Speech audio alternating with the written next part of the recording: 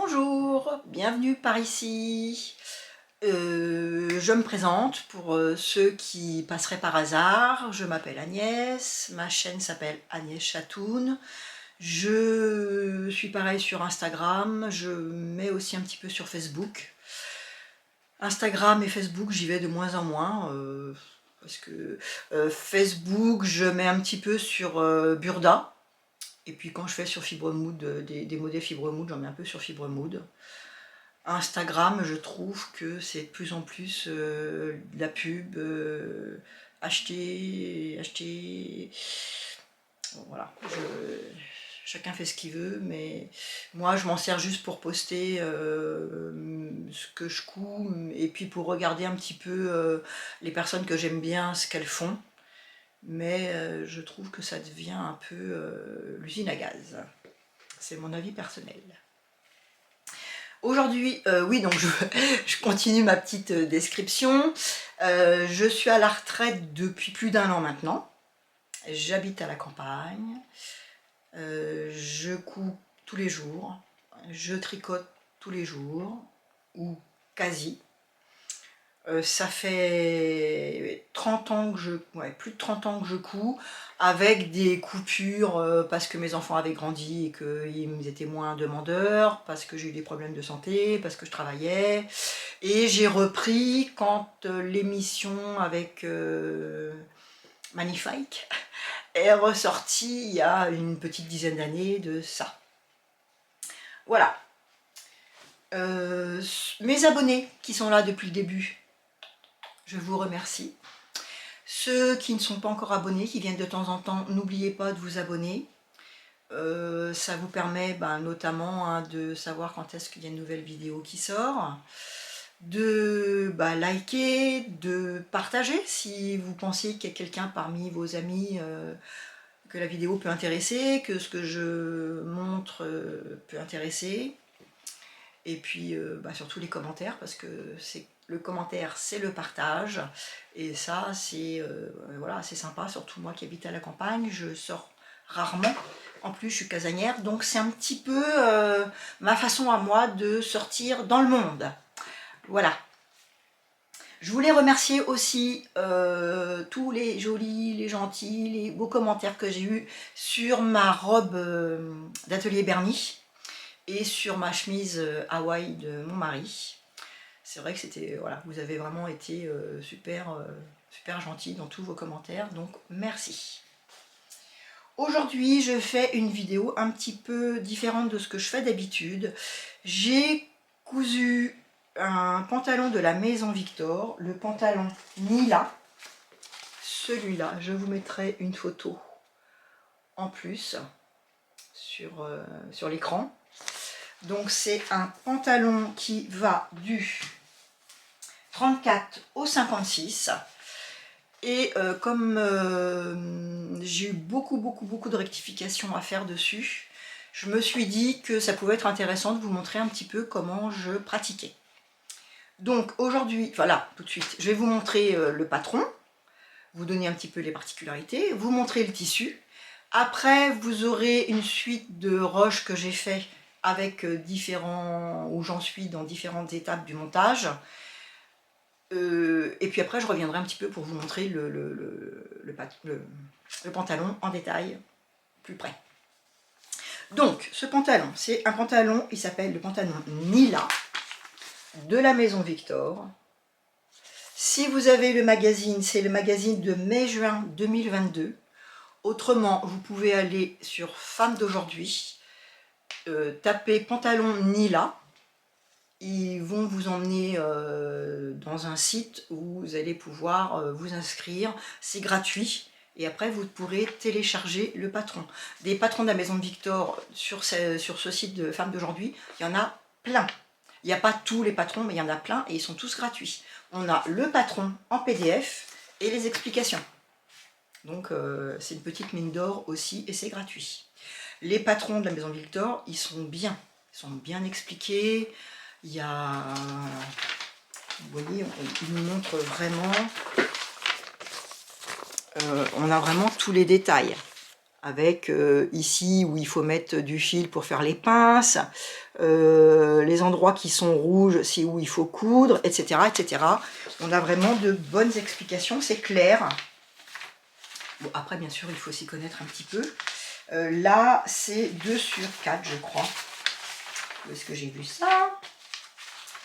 Où est-ce que j'ai vu ça? Oui, c'est difficulté 2 sur 4. Il n'y a pas de braguette de pantalon, c'est une fermeture éclair invisible. Donc ça peut être une difficulté. Derrière... Alors est-ce que j'ai... Non, j'ai pas le schéma technique. Ah si, le schéma technique. Le voilà. Alors, devant, vous avez 2 pinces de chaque côté. Il y a des poches. Les poches, j'aime bien les constructions. Je vous montrerai après, mais c'est des constructions assez sympathiques. Et en plus, comme j'étais obligée de le reprendre beaucoup sur le côté, si la construction n'avait pas été comme elle est, j'aurais pas pu réduire. Donc je suis contente. Vous avez des pinces dans le dos de chaque côté. Et vous avez une petite particularité qu'on ne voit pas énormément ici, mais il y a un espèce de V, voilà, ici. Mais vraiment, il faut le voir, hein.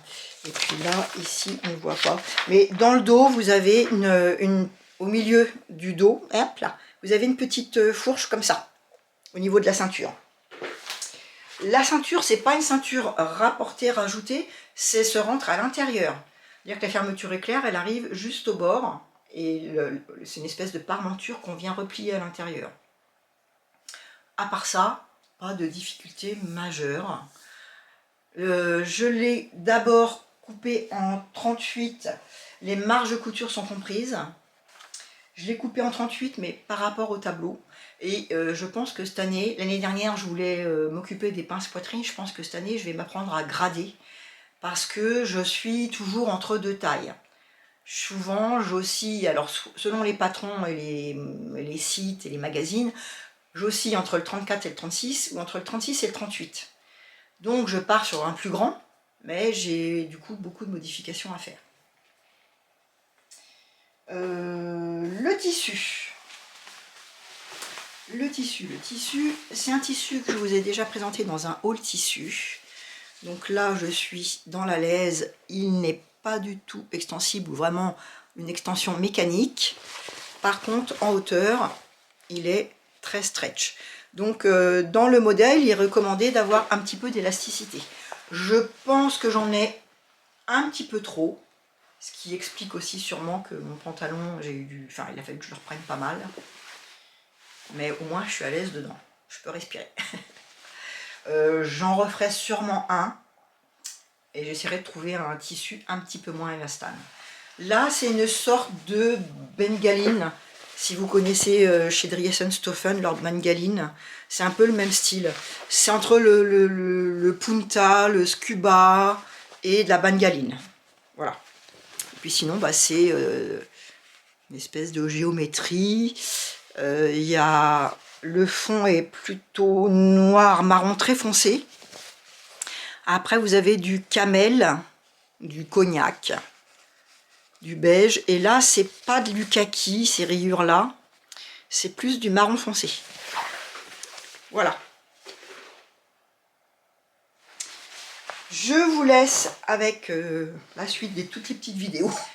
Et quand je vous montre la vidéo, j'ai déjà cousu. J'ai cousu les fourches devant et dos complètement. Je les ai vraiment avec la main. J'ai surjeté et j'ai cousu à la machine à coudre avec une aiguille stretch. Donc au point droit. J'ai cousu là et là. J'ai cousu les poches et j'ai fermé au bâti et ici, ici, ici, ici. Voilà. Donc vous allez voir, je mets des épingles et je vous explique un petit peu comment je procède. A tout de suite. Alors, voilà la bête. Donc, je rappelle, hein, j'ai fait un 38 avec les marges de couture. C'est un tissu qui est 40% élastane. Donc je pense qu'il est un petit peu trop élastane. J'aurais peut-être pu partir sur un 36. Mais comme je veux quand même essayer de faire le pantalon de base pour pouvoir le réutiliser plusieurs fois s'il me plaît, eh bien, sachant que je n'aurai peut-être pas toujours du tissu autant élastane, je reste pour l'instant sur le 38.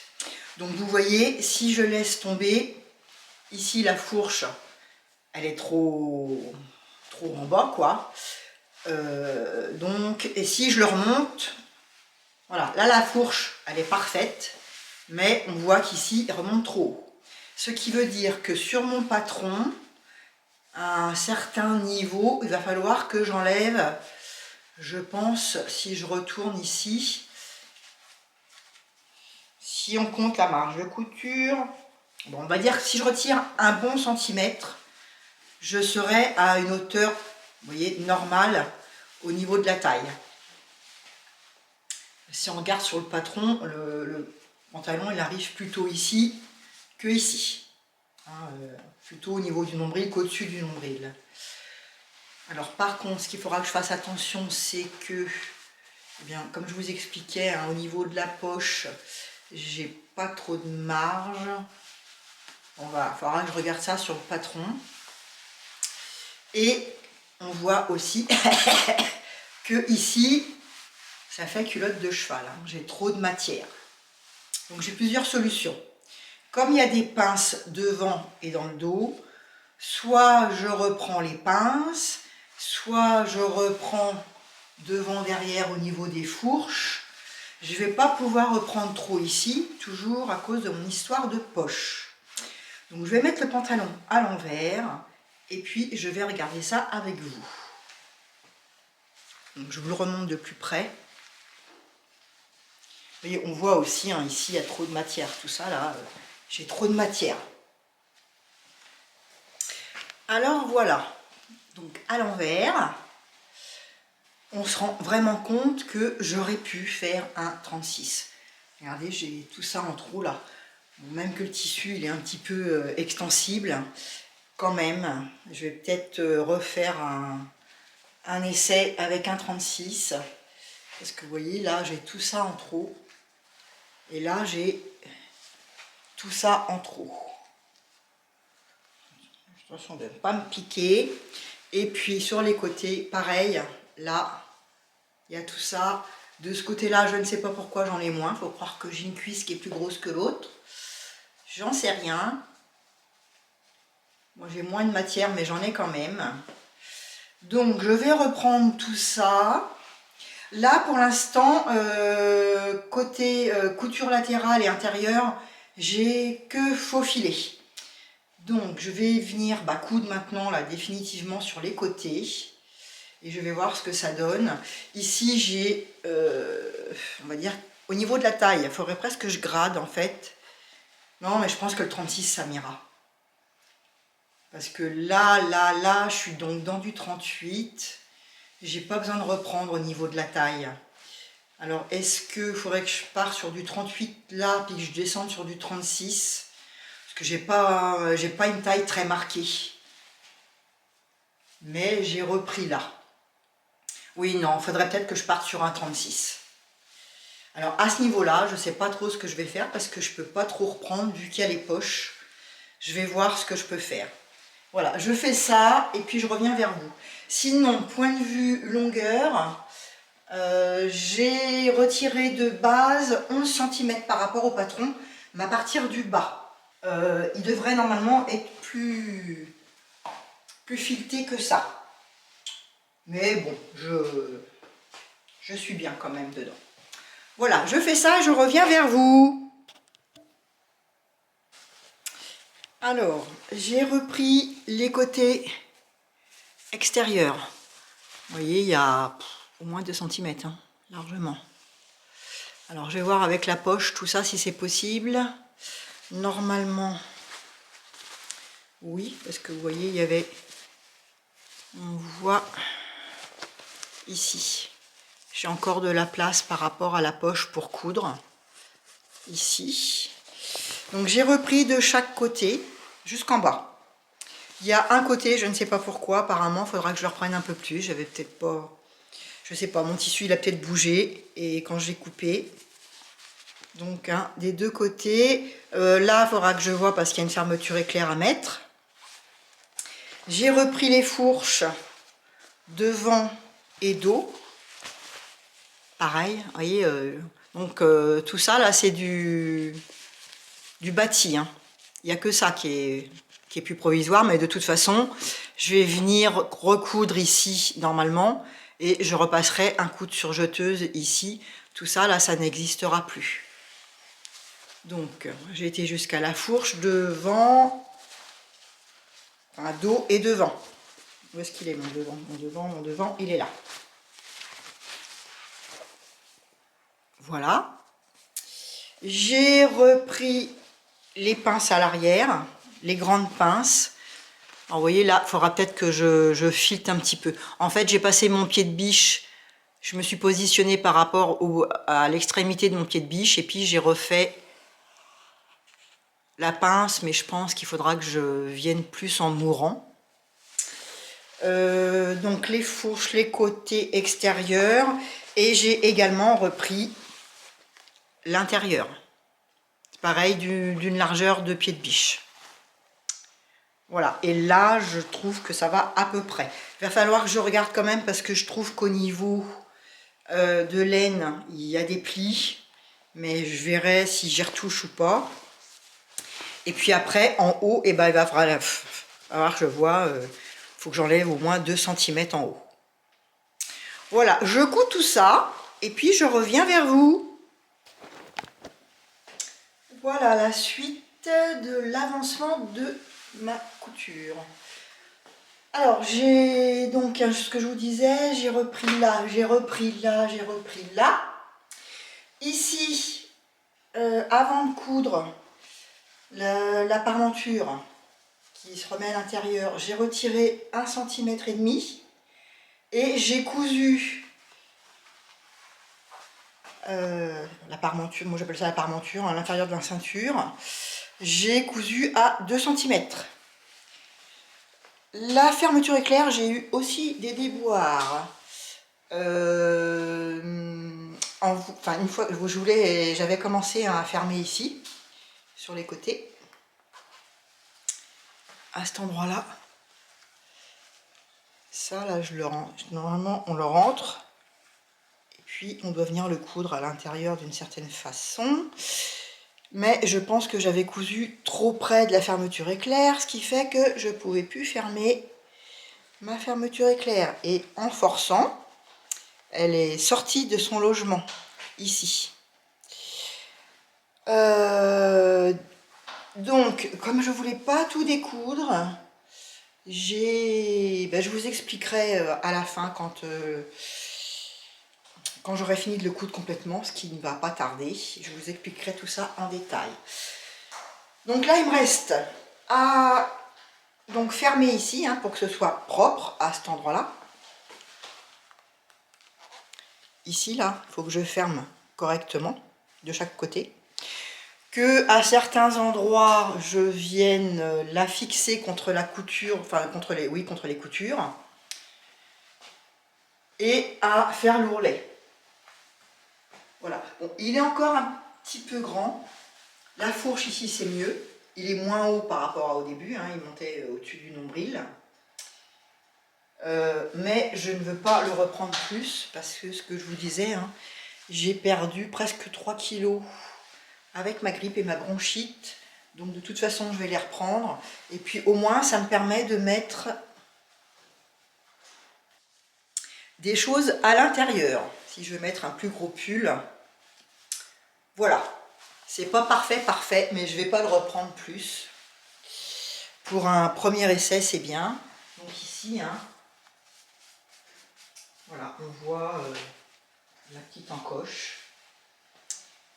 Je le termine complètement et je vous fais un étayage avec des vêtements et l'ourlet fini. Voici le pantalon terminé. Point de vue taille, il est impeccable. Comme je vous expliquerai, hein, j'ai fait pas mal de retouches. Donc là, vous avez une couture ici, des pinces ici, on les voit là, les pinces ici et là, de chaque côté. Dans le dos, pareil, des pinces ici, les pinces, la grande pince, je l'ai reprise, je l'ai rallongée, agrandie en longueur et en largeur. Et puis vous avez ce que je vous expliquais, cette espèce de petite queue d'hirondelle qui se trouve dans le dos. Les poches, voilà la construction des poches. Je ne sais pas si vous allez voir. En fait, quand on découpe le tissu, il y a un cran. Est-ce que vous allez voir? Je pourrais vous montrer ça. Comme ça, vous voyez là comment elle est faite la couture. Hop, hop, hop, hop. Ici, là, en fait, quand on découpe le tissu du devant, ça là, on le découpe. Et ensuite, on vient coudre la poche. Voilà, j'ai été chercher le patron papier, ce sera plus clair. Donc, je vous disais, quand on découpe le patron, donc vous avez une encoche ici, là, on vient couper ici. La poche dos, enfin devant, elle est pareille. On vient coudre donc ici et on coud ici tout le long, tout le long, tout le long, tout le long, comme ça. On vient à ce niveau-là biaiser. Donc pareil, si votre tissu il est un petit peu fragile, n'oubliez pas de mettre une petite pastille, sachant que déjà au départ dans le modèle, on nous dit de mettre, surtout que c'est du tissu un peu stretch, de mettre, vous savez, du stabile-manche. Donc stabile-manche ici tout le long, et puis à l'intérieur de la poche, à ce niveau-là, on vous préconise aussi de mettre du stabile-manche, et sur l'autre côté de poche, pareil. Comme ça, ça permet de bien stabiliser le tissu. Une fois qu'on a cousu ici, qu'on a biaisé, bah, on vient retourner son tissu. La poche, du coup, elle se retrouve là, à l'intérieur. Et puis là, comme on a biaisé, ici, là, on fait ressortir. Ça, c'est à l'intérieur, c'est cousu. Et ça, là, ce qu'on a biaisé, on le fait ressortir pour pouvoir venir faire après nos coutures. Une autre chose aussi, puisque j'ai le patron dans les mains, quand on l'imprime, on peut l'imprimer avec les marges de couture. Vous verrez, il y a des calques. Voilà, je reviens, on a été coupé par téléphone. Donc, quand on imprime, il y a des calques. On peut donc choisir sa taille. Moi, vous voyez, j'avais choisi 36 et 38. Et je m'étais dit que j'allais faire, de voir ce que ça donnait. Et puis, en fait, je suis partie sur le 38. Si vous imprimez qu'avec les marges de couture, que vous enlevez, que vous dites que vous voulez pas les marges de couture, enfin que vous voulez que les marges de couture, vous allez avoir qu'un trait. Donc là, il y avait un trait pour le 38, là c'est le trait pour le 36. Mais il n'y avait plus les pinces. C'est-à-dire que moi, quand j'ai commencé à regarder comment on montait le pantalon, ils disent marquez les pinces et allez les coudre. Mais si on demande que l'impression qu'avec les marges, sans le reste, il n'y a aucune indication, vous n'avez pas les pinces. Donc ce que j'ai fait, c'est que j'ai défilé mes feuilles que je voulais imprimer, et puis j'ai imprimé uniquement là où il y avait les pinces, et puis je les ai recollées sur mon calque, sur mon patron. Voilà, donc là c'est quand même quelque chose qui est important à savoir. Donc ça c'est pour les poches. Ensuite, quand je l'ai essayé, hein, vous avez vu, il était très très grand, donc je l'ai repris de partout. Les côtés, l'intérieur, la fourche, au niveau aussi du haut, donc vous voyez, ça se présente comme ça. Ça c'est l'extérieur. On vient coudre, là je peux plus trop vous montrer parce que j'ai arrêté. On vient coudre ici, là. Donc là, moi j'ai cousu à 2 cm au lieu de 1 cm pour réduire encore ma hauteur au niveau du ventre. J'ai donc allongé mes pinces du dos. Je les ai élargies et je les ai allongées. Je crois qu'elles s'arrêtaient, je sais plus, hein. Enfin bon voilà, je les ai allongées. J'ai surfilé. Ici c'est pareil, hein. On vient coudre à l'intérieur au bord. Donc là moi c'était à 2 cm. Et après on vient à ce niveau-là, on coupe jusqu'à 1 mm de la couture. On dégarnit la couture pour pouvoir retourner. Et puis après, on aplatit, on repasse bien. Ma parmenture, je l'ai coincée un petit peu partout. Donc au milieu dos, sur les côtés, sur un des côtés, sur une des poches. Partout où j'ai pu en fait, hein, je l'ai coincée, sinon elle avait tendance à ressortir. Donc là, vous avez la poche à l'intérieur. Ma fermeture éclair.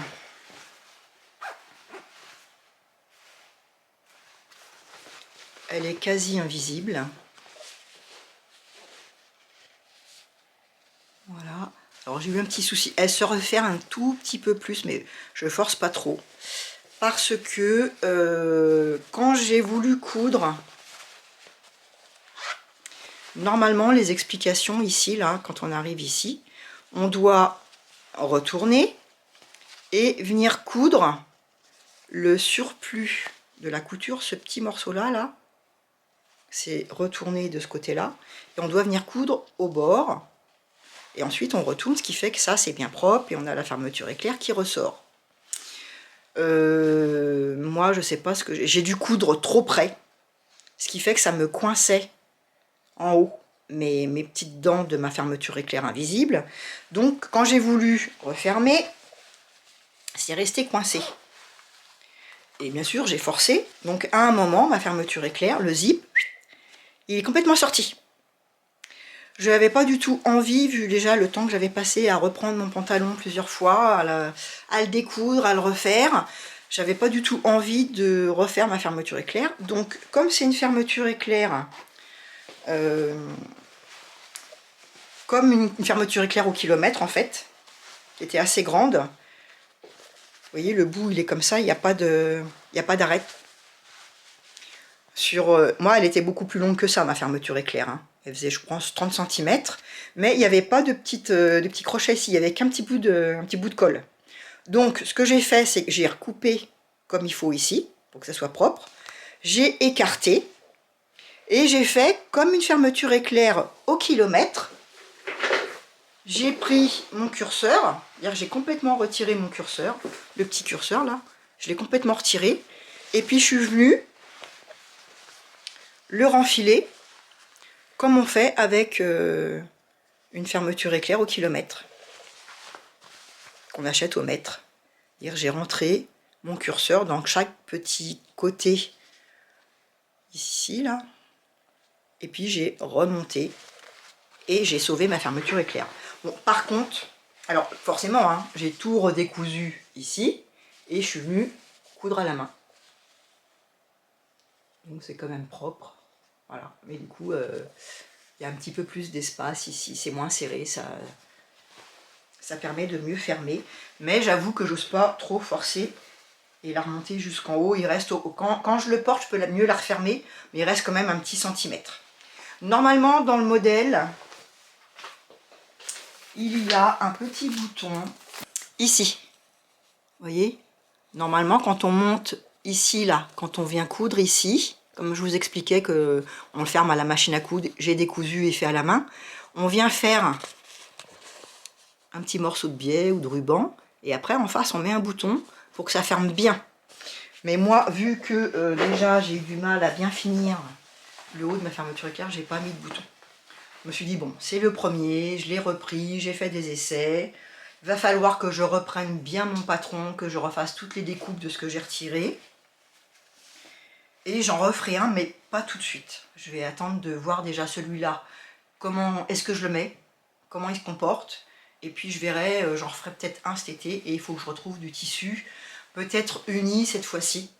Parce que je vais toujours sur du bariolé, sur des fleurs. Je verrai ce que je vais trouver comme tissu légèrement extensible. Qu'est-ce que je voulais vous dire d'autre? Alors, toutes les modifications que j'ai fait. Donc j'ai retiré à peu près 1 cm côté fourche.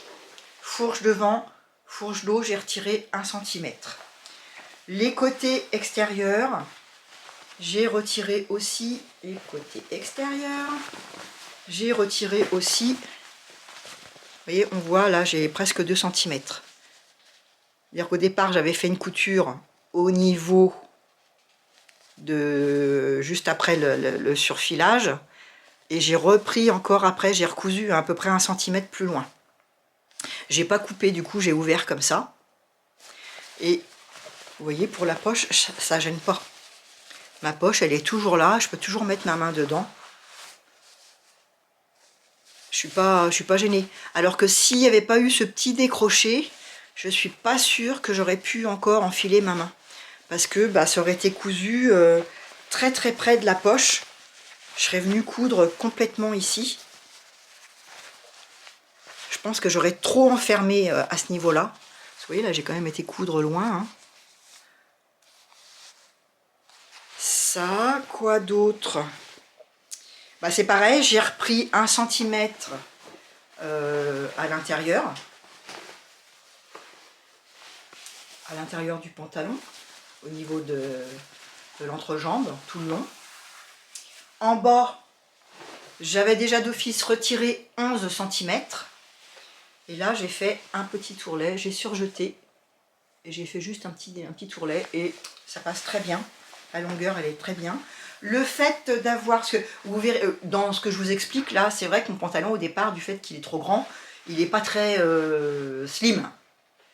Alors que là, le fait de bien l'avoir repris, parce que dans le... J'ai un bazar monstre là. Où est-ce qu'il est mon modèle? Normalement, il est slim. Vous verrez, hein, il est bien fuselé le long de la jambe. Et moi, sur mon 38, ça ne le faisait pas. Le fait d'avoir repris 1 cm ici, 1 cm ici, bah, ça l'a fileté forcément. Donc je trouve qu'il me tombe mieux aussi comme ça. Qu'est-ce que je peux vous dire d'autre? Je crois que c'est tout. J'ai eu un petit peu de mal, mais ça, moi, c'est mon problème. C'est que j'ai toujours, une fois que la fermeture éclair, elle est posée, j'ai toujours un petit béquet que j'ai du mal à faire partir au niveau du bas de la fermeture éclair. Là, ça va, mais j'ai passé un temps fou à découdre, recoudre, remettre, essayer d'enlever mon béquet, serrer, desserrer, recoudre à la main. Ça a été... ouais, j'ai passé beaucoup de temps. Je n'ai pas non plus suivi les explications. Je ne sais plus où est-ce que j'avais vu ça, sur une vidéo d'une youtubeuse, où elle montrait que quand elle mettait les fermetures éclair, elle cousait le point droit normal jusqu'à l'endroit où la fermeture éclair devait être cousue. Ensuite, jusqu'en haut du pantalon, elle cousait à grands points, comme un bâti. Donc moi j'ai fait ça.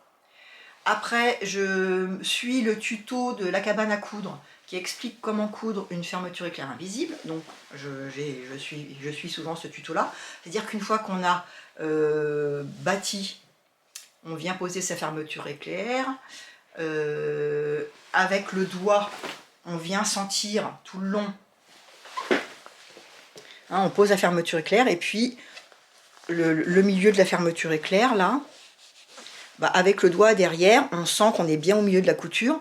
On pose des épingles de chaque côté, on vient bâtir et ensuite on vient coudre à la machine avec un pied presseur spécial fermeture invisible.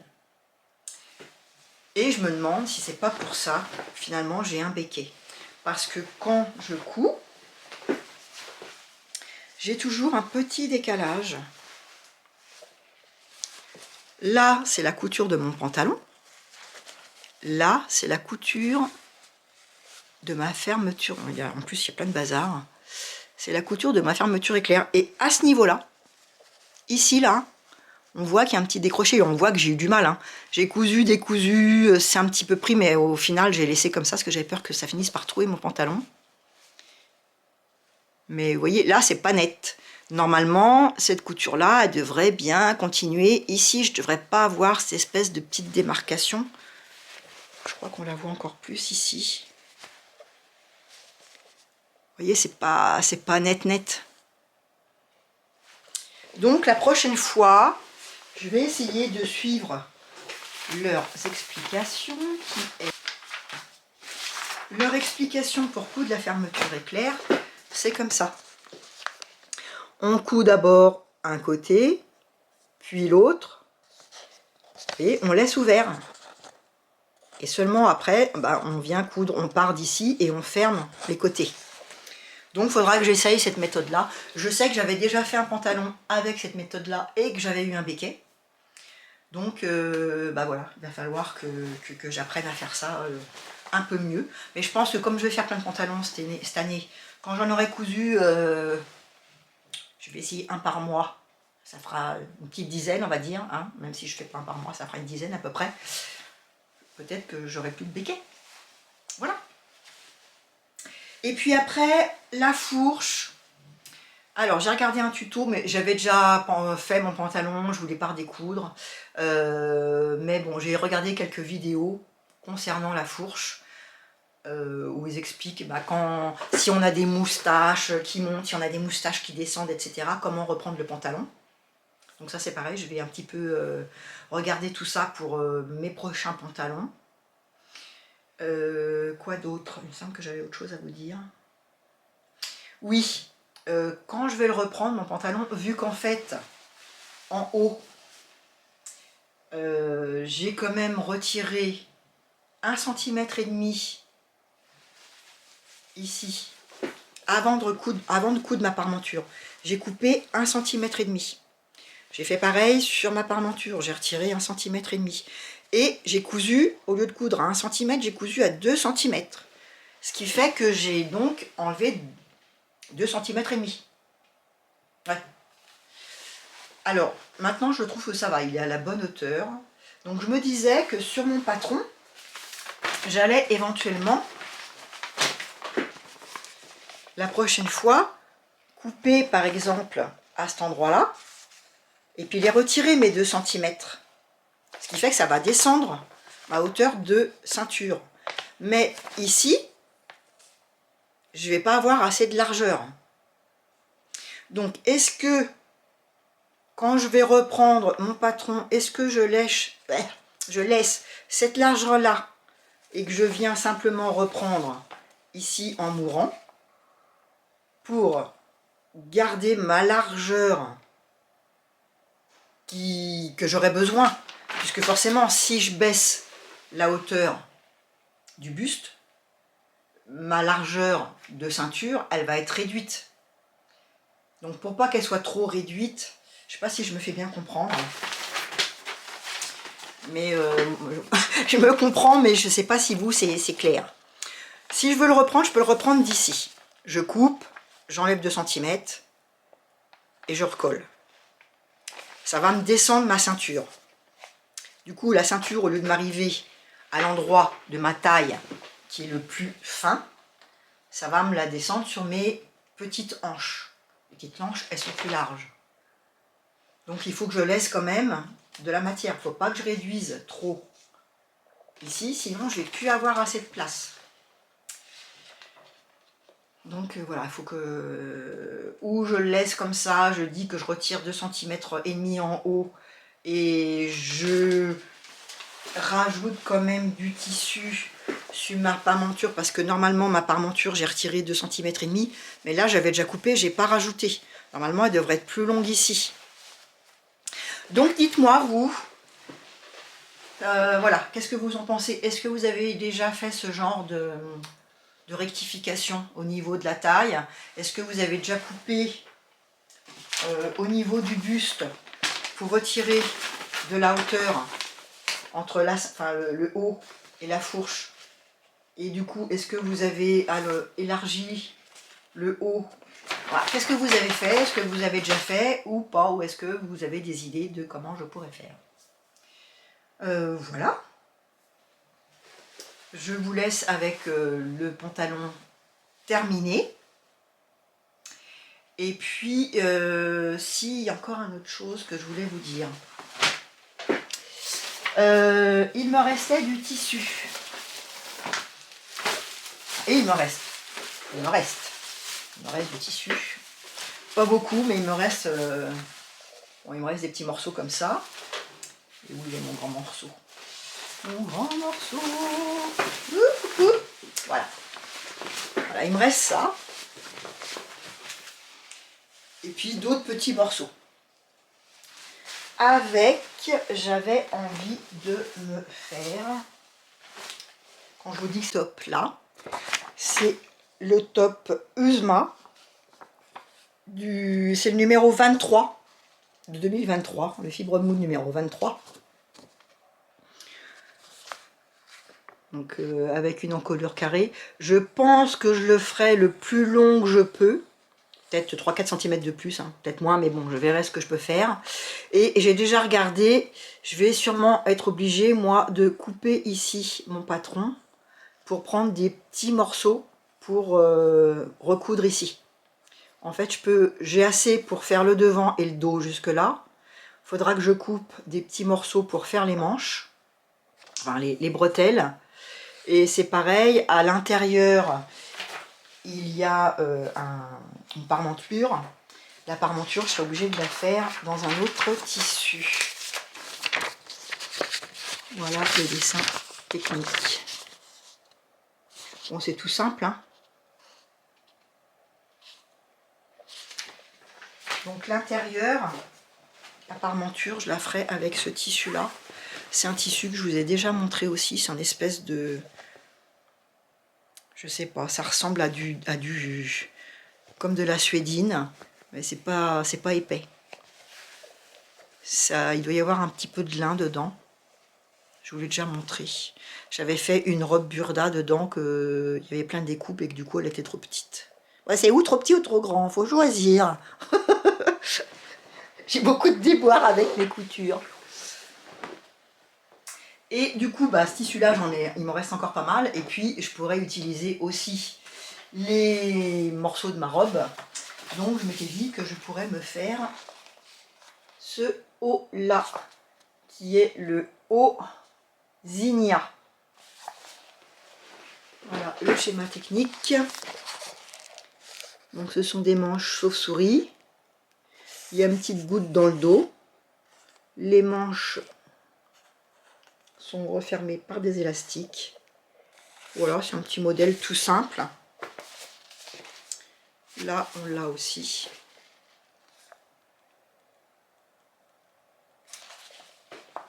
Bon, je pense que les couleurs matchent bien ensemble. Et puis, ça me finira mon marron. Voilà. Je vais essayer de faire ça. Ben écoutez, c'est tout pour aujourd'hui. Dites-moi si vous avez déjà cousu ce pantalon. Est-ce que vous aussi, quand vous cousez, vous avez du mal à trouver votre taille, qu'à chaque fois vous êtes entre deux tailles et qu'il faut beaucoup reprendre? Est-ce que vous voyez, moi je fais jamais de toile, hein. Je prends le tissu et puis je modèle. Voilà, chacun sa façon de faire. J'ai du mal moi avec les toiles. C'est comme ça. Donc dites-moi, vous, ce que vous faites. Et puis si ce pantalon-là, vous l'avez déjà fait, quelle taille vous faites dans le commerce et en quelle taille vous l'avez cousu. Et est-ce que vous avez été obligé de refaire des retouches? Voilà. Prenez soin de vous. Faites de belles cousettes ou autre chose. Tout ce qui vous plaît. Faites-vous plaisir. Et puis je vous dis à bientôt pour de nouvelles aventures.